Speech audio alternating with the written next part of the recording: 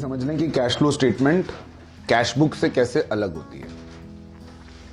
बेटा cash flow statement में कोई कहता है कि कैश फ्लो स्टेटमेंट इसलिए बनाई जाती है ताकि हम कैश का इनफ्लो और आउटफ्लो दिखा सकें। इसमें कोई दो राय नहीं है और ये गलत भी नहीं है। Cash flow, inflow and outflow, ये ठीक है, ये बिल्कुल सच बात है कि कैश इनफ्लो स्टेटमेंट हम जो बनाते हैं वो इसलिए बनाते हैं ताकि हम ये देख सकें कि साल भर में कितना इनफ्लो हुआ और कितना आउटफ्लो हुआ।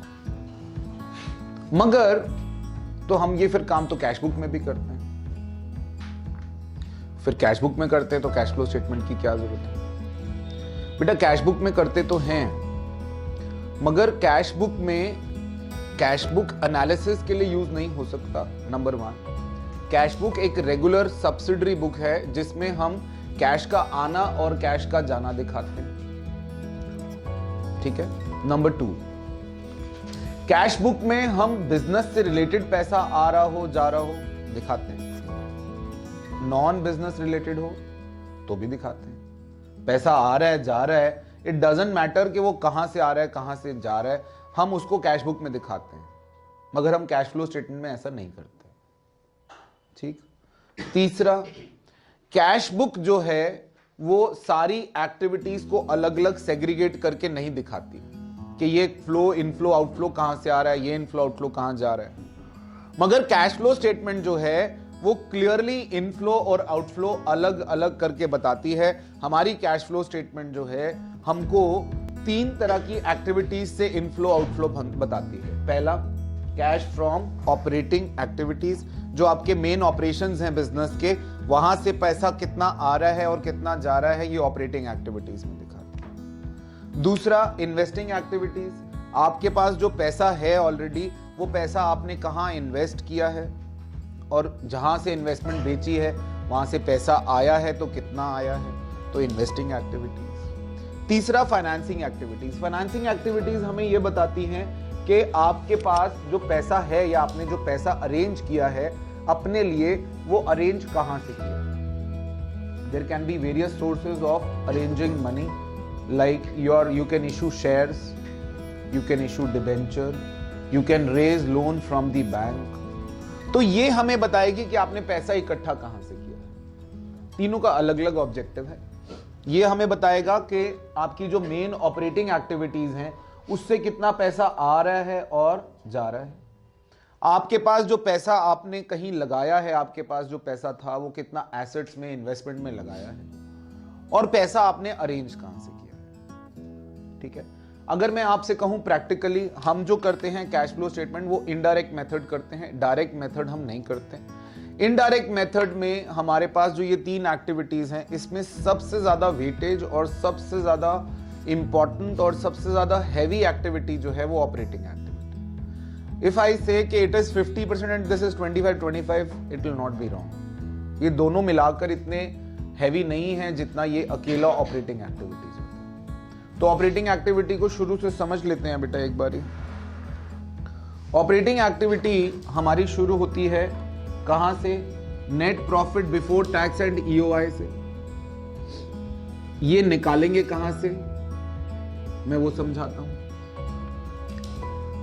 पहले इसी को समझ लेते हैं, फिर उसके बाद हम आगे बढ़ेंगे। Net profit before tax and EOI कैसे निकलता है। बेटा आपको मालूम होगा, आपने बचपन में भी ये अकाउंट बनाए हैं, P&L account, P&L appropriation account बनाए हैं। ये अकाउंट है ना, ट्रेडिंग P&L और फिर P&L एप्रोप्रिएशन।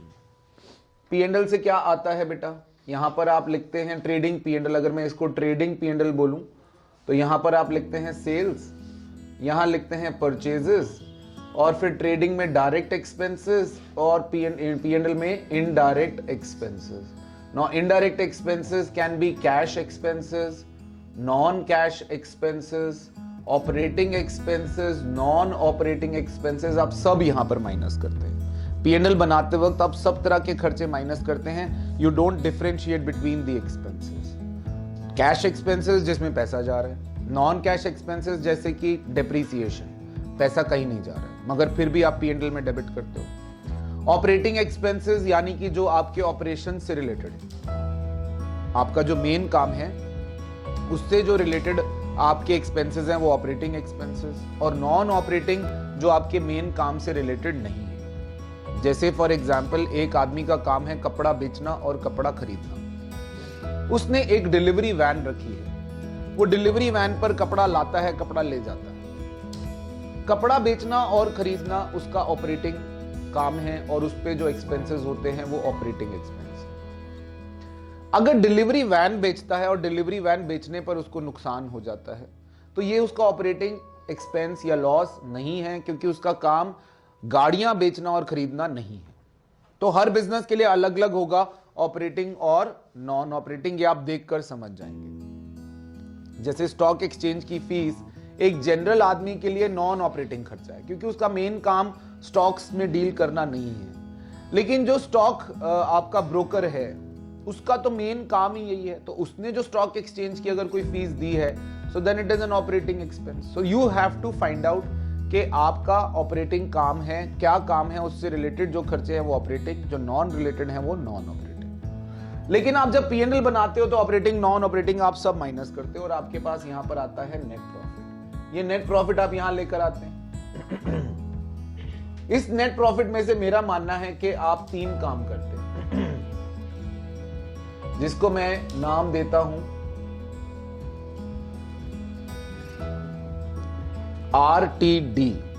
आप कुछ पैसा रिजर्व में ट्रांसफर करते हैं, कुछ टैक्स प्रोविजन करते हैं टैक्स के लिए, और कुछ डिविडेंड पे करते हैं, रिटायर करते हैं प्रॉफिट को। RTD माने रिटायर्ड, प्रॉफिट रिटायर हो गया। किन 3 चीजों में? रिजर्व में, टैक्स में, डिविडेंड में। अब आपके क्वेश्चन में जो आपको प्रॉफिट दिया होगा वो ये वाला दिया होगा। कौन सा प्रॉफिट दिया होगा? बैलेंस शीट दी होगी आपको तो क्वेश्चन में, तो बैलेंस शीट में जो प्रॉफिट दिया होगा वो ये वाला प्रॉफिट दिया होगा। ठीक है बेटा। अब बैलेंस शीट के प्रॉफिट से आपने उल्टा चलना है और आपको ये प्रॉफिट निकालना है। ये वाला प्रॉफिट कैसे आया? आपका profit as per balance sheet आपने लिया और उसमें R, T और D ऐड किया तो ये प्रॉफिट आ गया आपके पास। ठीक है, इसको हम RTD बोलते हैं, transfer to reserve. Transfer to reserve होता है कि पता कैसे चलेगा कि आपने रिजर्व में ट्रांसफर करा है।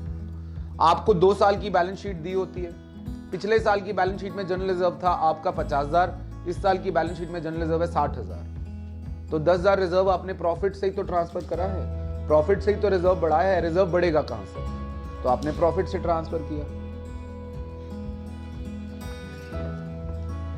टैक्स यहां कौन सा लोगे? प्रोविजन फॉर टैक्स, जो आपने इस साल प्रोविजन बनाया कितना टैक्स पे करेंगे। और डिविडेंड, इसमें मैं अभी एडजस्टमेंट्स लूंगा तो उसमें बताऊंगा डिविडेंड कौन सा।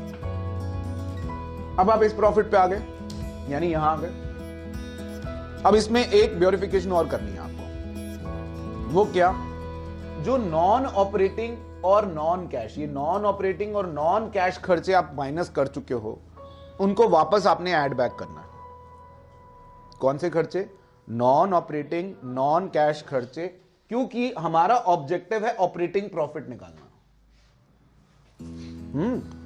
ऑपरेटिंग प्रॉफिट जो प्योरली कहां से आया है?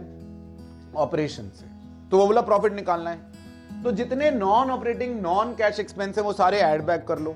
मैंने 1-2 एग्जांपल लिख दिए हैं। Preliminary expenses return of, goodwill return of, loss on sale of asset, इसके अलावा कई, loss on sale of investment, है ना, amortisation of patents and all those, कई सारे और आएंगे इसमें नॉन ऑपरेटिंग नॉन कैश खर्चों। इंटरेस्ट पेड ऑन डिबेंचर्स वो यहीं आएगा। ठीक है, आपके पास फिर उसके बाद नॉन ऑपरेटिंग इनकम्स, जो यहां पर कहीं आपने दिखाई है नॉन ऑपरेटिंग इनकम्स, जैसे dividend received, profit on sale of fixed asset, profit on sale of investment, interest received, ये सारी इनकम्स आप यहां पर माइनस कर देंगे, क्योंकि आप उल्टी डायरेक्शन में चल रहे हैं। जब आप यहां से यहां चल रहे हैं तो जो माइनस किया था वो प्लस कर लो, और जो प्लस किया था वो माइनस कर लो, ताकि आप अपने प्रॉफिट को प्योरीफाई करके, आप अपने नेट प्रॉफिट को प्योरीफाई करके ऑपरेटिंग प्रॉफिट निकालो, जो कि प्योरली किससे होगा? आपके ऑपरेशन से। बिफोर वर्किंग कैपिटल चेंजेस आ जाएगा ये। इसमें फिर आपने ये करना है चेंज इन करंट एसेट और करंट लाइबिलिटी का प्लस माइनस करना है। इसमें याद रखिए करंट लाइबिलिटी सीधी चलती है, करंट लाइबिलिटी बढ़ेंगी तो प्लस होंगी और करंट लाइबिलिटी पिछले साल के मुकाबले घटेंगी तो माइनस होंगी, ठीक है। और करंट एसेट उल्टा होता है, करंट एसेट बढ़ेगा तो यानी कैश जा रहा है तो माइनस होगा, और करंट एसेट घटेगा तो यानी कैश आ रहा है वो प्लस होगा। याद रखने के लिए current asset is a male उल्टे ही चलते हैं, current liability is a female और फीमेल सीधी चलती है। It's good, happiness for the female, but unfortunate है जो है। Now cash from operating activities before tax and EOI आ जाएगा आपके पास। ईओआई माने एक्स्ट्रा ऑर्डिनरी आइटम्स ना, loss from flood, loss from earthquake, इस तरह की एक्स्ट्रा ऑर्डिनरी आइटम्स। इसमें आप टैक्स पेड माइनस करेंगे। यहां पर जो टैक्स था ये टैक्स प्रोविजन था, ये जो टैक्स है ये टैक्स पेड है। अगर रिफंड है तो उसका नेट निकाल लेंगे, नेट ऑफ रिफंड, यानी आपने 20,000 टैक्स दिया है और 4,000 आपको रिफंड आ रहा है तो आप यहां 16,000 ले लेंगे net. Extraordinary items plus minus होनी है, वो डिपेंड्स ऑन क्वेश्चन। फिर उसके बाद आ जाएगा आपके पास cash from operating activities. Is that okay? फिर हम आगे चलते हैं बेटा इसके बाद investing activities. It is quite simpler as compare to this one. हमारा इससे तो सिंपल है ऑपरेटिंग एक्टिविटीज से। कैश फ्रॉम इन्वेस्टिंग एक्टिविटीज, इसमें प्लस क्या होगा? अगर आपने कोई फिक्स्ड एसेट बेचा प्लस होगा, आपने कोई इन्वेस्टमेंट बेची प्लस होगी। इसके उल्टे purchase of fixed asset minus होगा, परचेज ऑफ इन्वेस्टमेंट माइनस होगा, परचेज ऑफ गुडविल। बेटा गुडविल परचेज कैसे मानी जाएगी? पिछले साल की गुडविल 1 लाख और इस साल की गुडविल 1.5 लाख। गुडविल बढ़ रही होगी तो यहां आएगी, गुडविल घट रही होगी तो गुडविल रिटर्न ऑफ की तरह यहां पर आएगी, ये ठीक है। गुडविल अगर बढ़ रही है तो हम मानेंगे कि हमने गुडविल खरीदी है and it will come here, ठीक है। अब आपने कहीं इन्वेस्टमेंट करी है अगर बेटा, तो इन्वेस्टमेंट पे आपको इनकम भी मिलती है। आपने कहीं किसी इन्वेस्टमेंट में पैसा लगाया है, किसी बिल्डिंग में पैसा लगाया है, तो वहां से अगर इंटरेस्ट रिसीव्ड है तो यहां आएगा, डिविडेंड रिसीव्ड है यहां आएगा। ये दोनों चीजें यहां भी आएंगी और यहां नॉन ऑपरेटिंग इनकम्स में भी आएंगी, डिविडेंड रिसीव्ड, इंटरेस्ट रिसीव्ड, वहां माइनस होंगी, यहां प्लस होंगी। तो ये आपके पास आ जाएगा cash from investing activities, that is your B. Am I right? ठीक है। फिर हम निकालेंगे cash from financing activities. Financing activities is again not very difficult. अच्छा एक बात मैं बताना भूल गया आपको, ये जो इन्वेस्टिंग एक्टिविटीज हैं ये आपको क्वेश्चन में कहां से ढूंढनी है? आपको मेजरली इन्वेस्टिंग एक्टिविटीज जो मिल जाएंगी वो नॉन करंट एसेट के हेड में मिल जाएंगी। आपको मालूम है लाइबिलिटीज के 4 हेड होते हैं और एसेट के 2 हेड, नॉन करंट एसेट और करंट एसेट। तो नॉन करंट एसेट के हेड में ही आपको मैक्सिमम या सारी की सारी ही इन्वेस्टिंग एक्टिविटीज मिल जाएंगी। You don't have to look for here and there. फिर आगे हम फाइनेंसिंग एक्टिविटीज में, cash from financing activities.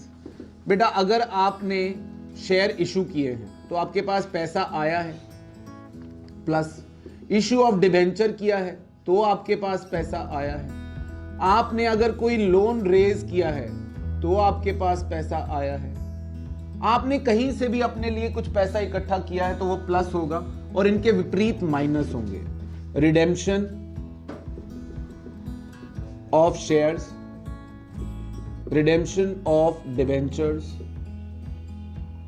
Repayment of loan. एक बात इसमें ध्यान रखेंगे, कभी कभी क्वेश्चन में आपके पास शेयर कैपिटल के साथ साथ सिक्योरिटी प्रीमियम भी होता है, उसमें बच्चे कंफ्यूज हो जाते हैं। जैसे उदाहरण देता हूं, शेयर कैपिटल जो है वो 1 लाख से हो रही है 1.5 लाख और सिक्योरिटी प्रीमियम हो रहा है 10,000 से 15,000। अब यहां पर आपने इन दोनों को कोरिलेट करना है। ऊपर दिख रहा है कि 1 लाख से अगर 1,50,000 आपकी शेयर कैपिटल हुई है तो आपने 50,000 के शेयर इशू करे, हाँ या नहीं? आपने 50,000 रुपए के शेयर इशू करे तो वो यहां पर ऐड करने वाले हो। ये प्रीमियम क्यों बढ़ा होगा? क्वेश्चन ना भी बोले तो भी समझ में आ रही है कि जो शेयर इशू करे हैं वो प्रीमियम पे इशू करे होंगे। तो प्रीमियम कितना? 5,000 रुपए। तो आपके 50 और 5 55,000 रुपए इश्यू ऑफ शेयर्स में आप लिख देंगे. You don't have to give any separate treatment for the security premium. Is that okay?